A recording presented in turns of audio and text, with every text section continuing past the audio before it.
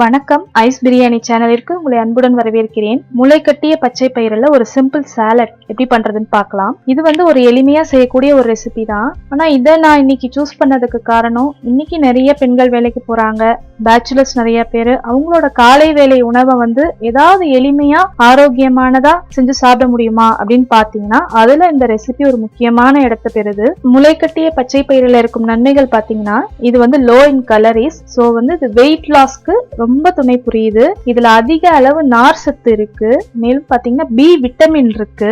அது இல்லாம anti accident properties இதுல நிறைய இருக்கு. இந்த ஆன்டி ஆக்சிடென்ட் பாத்தீங்கன்னா நம்மளோட உடல்ல வந்து ஏற்படக்கூடிய மிகப்பெரிய பாதிப்புகளை தவிர்க்கிறதுக்கு இந்த ஆன்டி ஆக்சிடென்ட் ரொம்ப துணை புரியுது.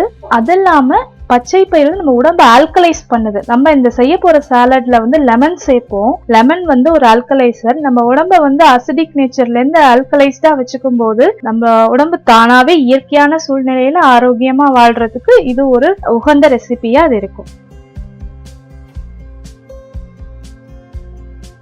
பச்சை பயிறு ஒரு 1/2 கப் எடுத்து நல்லா ஒரு தடவை கழுவிட்டு ஒரு 5 மணி நேரம் தண்ணியில ஊற வச்சுட்டு அந்த தண்ணி அதுக்கப்புறமேட்டு வடிச்சிடணும். வடிச்சிட்டு இந்த மாதிரி ஒரு டிஃபன் பாக்ஸ்ல போட்டு நான் ஒரு நாள் இரவு முழுவதும் வச்சுதான் எடுத்திருக்கேன். இங்க பாருங்க, இந்த மாதிரி நல்லா முளை வந்துருச்சு. நீங்க வந்து துணியில கட்டுறதுனாலும் கட்டலாம், அப்படி இல்லைன்னா இந்த மாதிரி டிஃபன் பாக்ஸ்லயே நீங்க எளிமையா பண்ணிடலாம். இது பாத்தீங்கன்னா முளை கட்டி 2 நாள் ஆயிடுச்சு. பாருங்க, நல்லா முளை வந்து பெருசு பெருசா வந்திருக்கு. இதுல பாத்தீங்கன்னா சின்ன சின்னதா இருக்கும். அதனால வந்து இதை நீங்க செய்து ஸ்டோர் பண்ணி கூட நீங்க வச்சுக்கலாம். ஒரு 2 நாட்களுக்கு தேவையான அளவுக்கு பண்ணிக்கிட்டீங்கன்னா அதுக்கப்புறம் நீங்க ரொட்டீனா செஞ்சு வச்சுட்டு நீங்க காலை வேலை உணவுகள்ல இதை நீங்க சேர்த்துக்கிட்டா ரொம்ப நல்லது. ஜீரகம் 1/2 டீஸ்பூன் எடுத்திருக்கேன். பொடியா நறுக்குன இஞ்சி 1 டீஸ்பூன். பச்சை மிளகாய் 1 பச்சை மிளகாய் பொடுசா நறுக்கிருக்கேன். பச்சை மிளகாய் நீங்க போட்டாலும் போடலாம், இல்லாட்டியும் தவிர்த்திடலாம். மஞ்சள் தூள் 1/4 டீஸ்பூன் எடுத்திருக்கேன். மிளகாய் தூள் 1 டீஸ்பூன் எடுத்திருக்கேன். நம்ம பச்சை மிளகாயும் போடுறோம், மிளகாய் தூளும் போடும் போது காரத்திற்கு தகுந்தவாறு நம்ம அதை கூட்ட குறைக்க செஞ்சுக்கணும். எலுமிச்சை பழம் ஒரு 1/2 எலுமிச்சை பழம் கட் பண்ணி வச்சிருக்கேன். கடைசியா தூவறதுக்கு கொத்தமல்லி இலை வச்சிருக்கேன். தாளிக்கிறதுக்கு நான் நல்லெண்ணெய் எடுத்திருக்கேன். இது செய்யறதுக்கு தேவையான அளவு உப்பு. இப்ப இந்த ஃப்ரைங் பேன்ல நான் ஒரு 2 டீஸ்பூன் எண்ணெய் சேர்த்திருக்கேன். இந்த எண்ணெய் சூடாயிடுச்சு. இதுல நம்ம ஜீரகத்தை சேர்த்துடலாம், இஞ்சியும் சேர்த்துடலாம்,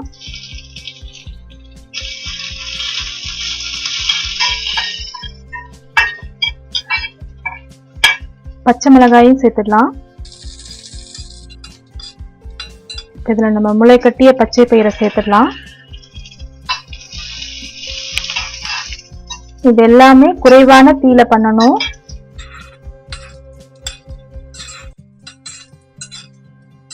இப்ப இதை நல்லா கலந்தாச்சு. இது ஒரு 2 நிமிஷம் குறைவான தீயில இருக்கட்டும். இது 2 நிமிஷம் ஆயிடுச்சு. இதுல இப்ப அடுத்தது மஞ்சள் தூள், மிளகாய் தூள், எடுத்து வச்சிருந்து இந்த 1/2 எலுமிச்சை பழம் இதையும் புழிஞ்சிடலாம். இதுக்கு தேவையான அளவு உப்பு. இதை நல்லா கலந்துடலாம். இப்ப இதை நல்லா கலந்தாச்சு.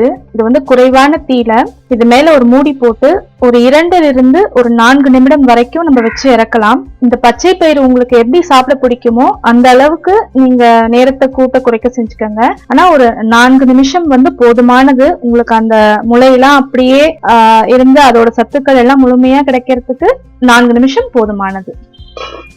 4 நிமிஷம் ஆயிடுச்சு. பாருங்க, இதெல்லாம் நல்லா பாதி வெந்திருக்கு. இப்ப நான் அடுப்பை நிப்பாட்டுறேன். இது மேல நான் கொஞ்சம் கொத்தமல்லி இலைகளை தூவிடுறேன். முளை கட்டிய பச்சை பயிறு சாலட் இங்க நம்ம ரொம்ப சுலபமா பண்ணியாச்சு.